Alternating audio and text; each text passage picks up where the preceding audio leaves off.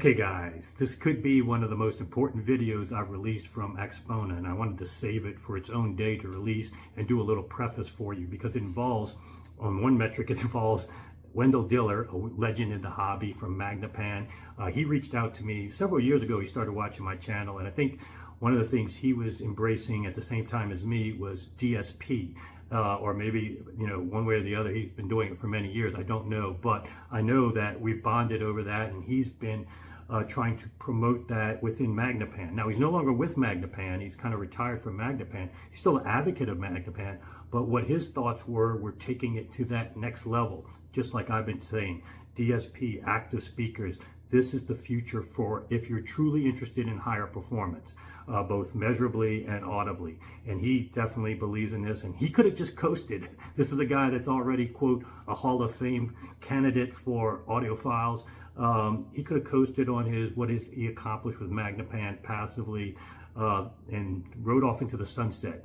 But he's still innovating at his age, and that was so impressive over the years, corresponding with him and him bouncing things off of me as well. It's been very rewarding relationship, and this has come to a head with Axpona because he's now separate from Magnepan and releasing his own dipole sub that you're going to see in this video. And he closed off the room. He did a private demo for me, and I also brought Doug and Rick Brown with me to hear it because I've heard this demo before, but not with his sub, but I knew what I was going to hear. And anybody that's ever attended the Danville Signal Processing Room in Capitol or Axpona in the past, look guys, Doug said it best. If you can't hear the difference between the DSP version and the non-DSP, you really need to find a new hobby because something is not registering, or something you need to go see an audiologist, because not only on every objective metric it's better, but it is so obvious. You're going to be able to hear it yourself, probably on the cell phone video,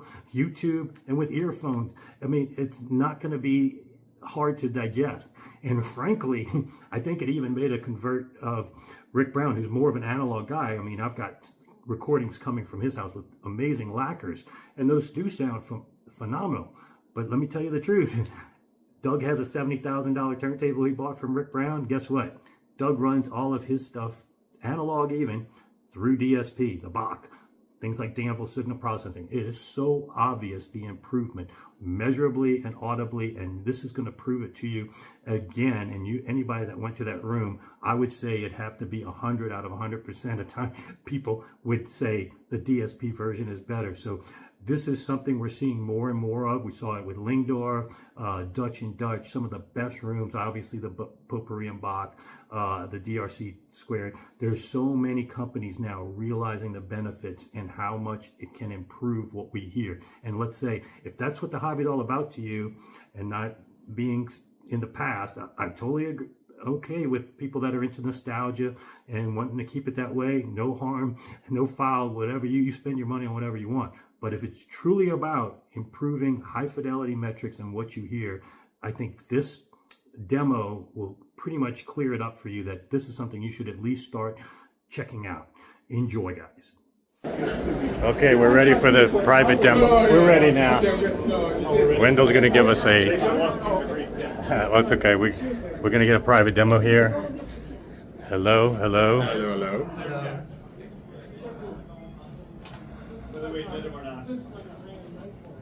Is this the sweet spot? The one behind you. The one behind? Come here. Come sit there. We'll sit on either side. There you go. We'll sit right. All right, let's get here. It's fine. Just sit right there. It's fine. So this is so what we're doing just a little different than last year's presentation, but not a lot different. We've taken the 1.7 eyes that we had here last year.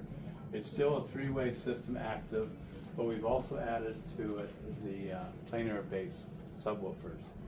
So we're going to be doing a passive to four-way active comparison today. You said planar-based? They're called PlanarBASS. They're open baffle subs. Open baffle But they're subs. pistonic drivers. What's that? They're not planar drivers, though, are they? No, they're piston drivers, but they're on an open baffle H-frame. Yeah, okay. But you call it a planar. So Call it a plane, mainly because open baffles integrate very well with planar style drivers like the Magnepan. I got you. That's interesting that Jason, you would catch that because it can be interpreted two ways. Yes. It's based for planers. But or yeah. is it, It's going to confuse some nobody- people. Nobody has said, but it's not a planar base. But it would, Right. it would confuse me. It confused me immediately. So, Yeah, but you're the only one that called it out. well, That's why I'm weird like that. That's because I didn't speak to it. It wasn't Well, my place. so the idea at least is that an open baffle type woofer drives the room in a similar way as a Magnepan or similar. Okay. It's a sub for planers. Okay. It's a sub for planers, but the technology, as you pointed out, is not a planar type technology. Cool. So we're using the DSP Nexus in the corner. Yeah. These will have DACs that are based on AKM AK 4499EXs with Class A anti-imaging filters that are developed at Danville. We're using 8 channels of 250 watt amplifiers. It's in the box in the middle. There is half of them. The equivalent is on the floor. I just didn't have long enough cables. So there's 8 channels of amplification. And what we did in this room is we, of course, equalized the drivers to help a very good speaker become a better speaker. And then below 250 hertz, where the room starts owning the speakers as opposed to speakers owning the room, we've adjusted the low frequency content so that pretty much the 2 chairs in the middle are designed for good bass response in this room, because all rooms have issues, and this room, of course, is no exception. So we've chosen those 2 spaces as being our target, and that's something you can do with DSP because it's simply tune it in. We can time align the woofers to the mains, which is important and something you can't typically do with a subwoofer, because more times than not, the subwoofers are farther away than the mains, and you can't dial back negative time. So, so what you can do is you can delay effectively the fronts, Right. the mains in this case. And that'd be true for any subwoofer integration of any type. Did you find that you had to do any time alignment changes with this, with them looking almost like they're same? Not very much in this case, but a little bit. A little bit? Okay. But a more typical space that you might encounter in a real live room, those numbers go up considerably. Yeah, so people should not overlook that. Even if they're this close, you still need a A little little bit. bit. I mean, it's not a great deal, but it's a little bit. But and keep in mind, EQ for the speakers here and here also affect the overall effect of delay a little bit. So Okay. it's more than just the acoustical center. That's why measurements are important to help That's you. exactly right. And so, but in a real house, more times than not, the woofers are actually quite a bit away. So you're talking about milliseconds, maybe 2 or 3 milliseconds in a typical room. So quite substantial. The DSP Nexus has a microphone input, and we did that with this microphone here at the right positions. So that's built into the front end. So that's kind of the setup that we have here, and we're going to play a little bit of music, and then we'll switch from the passive point of view, and we'll switch in the So you active. kept in the passive crossover of Yeah. the Magnepans. Right. So the passives that were inside this speaker are on this speaker is now in this little black box. Gotcha. But it's no modifications to the factory crossover at what's Same parts, just everything. physically So that you could relocated. switch. Okay. Yeah. Yeah, people need to know that this is effectively a stock Magnepan 1.7i, and then you're going to just switch it out, the passive crossover with your active. Right. And the power amplifiers that we're using, there are 8 identical 250 watt amps that are used when we do full active.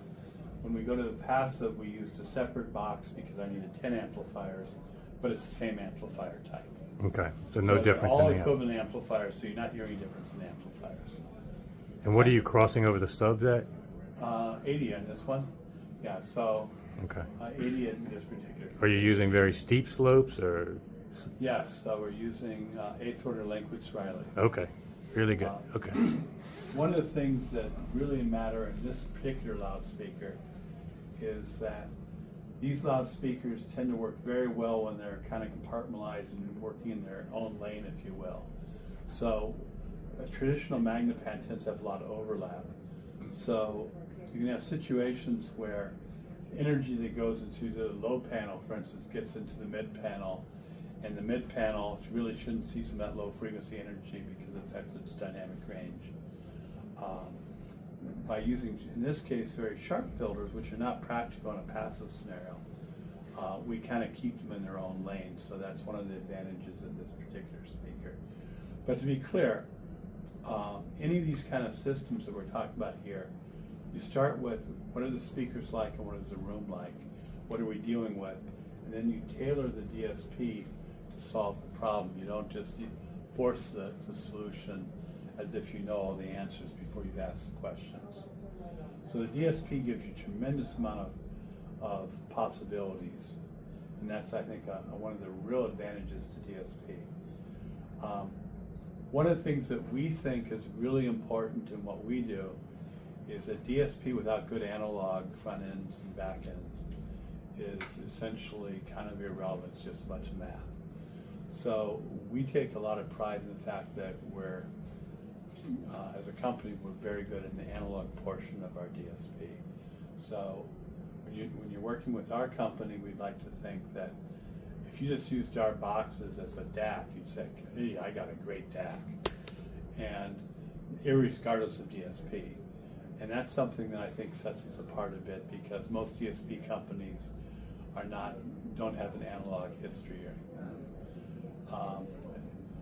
I kind of don't like to be admitting this, but I'm 50 years in the business now, and I started analog 50 years ago professionally. I started DSP much later in life, 35 years ago. So those extra 15 years of analog design, I hope, shows up in our product, which you'll appreciate. So it's more than just DSP. All this is being run with a program called Audioweaver, which we can show on the screen here. Audioweaver is a very different kind of system. It's a system that is in your Mercedes-Benz today, or other kinds of high-performance cars for your infotainment system. It might be your smart speakers doing some clever things, or a GoPro. It's a really powerful tool, and what we do with our customers is, for some customers, they look at this and they go, oh, that is awesome, I can do everything possible, and they'd be basically right. And the other customer looks and says, that may be possible to do everything, but I can't drive that. And so we make sure that we find out which type of customer we have, and if they're the latter kind, which frankly is most people, we make sure that we've mated them up with somebody who can help them. So with the Danville Nexus, you will get help. So it means that we're not throwing you to wolves, here's a shiny box, have at it. You will get help to navigate this world. But by having this kind of complexity, we're able to generate really high performance crossovers that are frankly not possible with other solutions. Yeah, that was showcased last year. Everybody could hear, even on my videos, the difference. Yeah, so that was in your video last year. What was amazing is a week before Axpona last year, and someone had said on a YouTube video, you could hear the difference of an audio system. I'd say, no, you obviously live in a community that has legalized cannabis. And you could. It was amazing. And so I'm hoping that may happen again this year, because certainly the people in the room will hear a difference. And so let's give it a go. You're running the Maggies with the tweeters out? Yes. Okay. Yeah, tweeters on the outside of this one. Okay. So basically, I will start by running the Maggies on passive mode. Let's do the Gilmore one. Yep. And then when I'm in active mode, later on in the song, I'll patch in the subs, meaning I'm engaging the subs. So Okay. I'll start with passive. Just the 1.7 eyes. Yeah.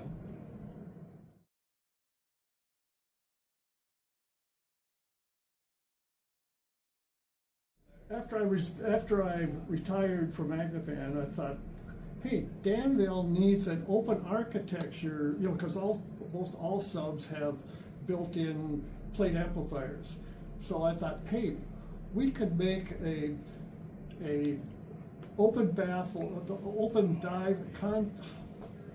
open architecture. That's Open the word. baffle. Yeah. There's your term. At my age, I can easily get Well, confused. So let's make an open architecture woofer that requires the use of DSP. So we're bundling this strictly with Danville because we need their expertise to set this up to make it work. And their So technology, if we were just yeah. to sell this woofer to someone, they would hook up their cobble together, whatever crossover they want. They would have bad sound. They'd get on the internet and say, the planar bass is really not very good. So this is a strategy we can support, Galena and I can support, we're a separate entity, we're our own little business. We can support Danville and Magnepan. We don't get paid. We're doing this kind of a missionary project. Oh, really? Okay. A retirement project. And so we're supplying an open baffle woofer concept to be used that requires the Danville expertise. So what is the price points of everything here we're talking about? Okay, so first of all, the DSP Nexus, and these are with our premium DACs, is $4,000. The amplifiers, in which case if it's full active like this particular setup, would be 2 boxes that look like the DSP Nexus. The one you see in the picture in the middle is one of 2, are $2,000 each, so another $4,000. But you're getting 8 250 watt amplifiers. And then the 1.7 I's, which we of course don't sell, are $3,000. And the woofers are The $2,500 a pair, but it's complicated. So I when customers interested in Danville system and they're interested in a dipole woofer, I'll explain the customization that is possible with this concept. Cool. Well, yeah, so all in, we're not talking about, we're barely into 5 figures, if that, when you're talking cabling, I guess, so too. So for, if you think about audiophile kind of budgets, I mean, we all know there are budgets that are north of infinity. Well, He maybe knows, not quite. he knows for sure. I'm with you. That's Yeah. a clever term. But there's kind of a sweet spot for serious audiophile systems for an awful lot of people where, you know, the goal is maybe $10,000, $12,000, $15,000 as a reasonable high-end system for a lot of folks that can compete sonically quite well against some of these north of infinity kind of systems. And on objective measurements, it could be better. In some cases. So that was our goal here because you've got your journey, if you will, and you don't have to do it all at once. You could add woofers later and so forth. So you can start this journey in smaller steps. Maybe you live in a smaller space. This system, you know, frankly, we're in a bedroom-sized room. But a lot of folks, especially starting out, are in spaces not larger than this. Mm-hmm. And you can make this as large as you want. You could certainly use better panels. You could use different speakers. But I think this is a really representative, good target. And sometimes what my goal is in a trade show is not to have the best sounding room at the trade show. I'd like to have the best sounding room, or be in consideration of the best sounding room at this price point.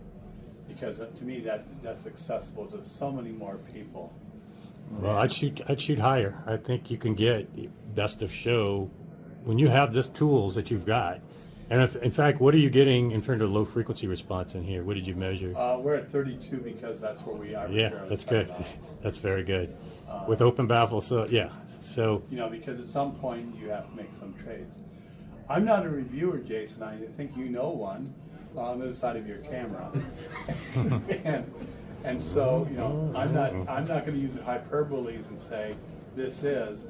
I'm saying that would be a goal that we set for ourselves. No, I mean, I hear everything in the world, and what you're able to accomplish here with this DSP and modest gear. Yes, you can improve the driver quality and stuff like that. There's Ulcivox, there's electrostatics, but for a person that wants to get in a 5-figure elite level system, you're delivering it here, and you showed very clearly good value, but then great performance, still at even better value in my opinion, because you're getting world-class performance. So thank you for that demo, appreciate it. Very successful. Thank you, Wendell, for the private demo. We'll let you let some more people in here and hear it, because that's really what's important. That AB is really, go all the way from everything in and out. That'll be very instrumental. All right, thanks guys. Thank you.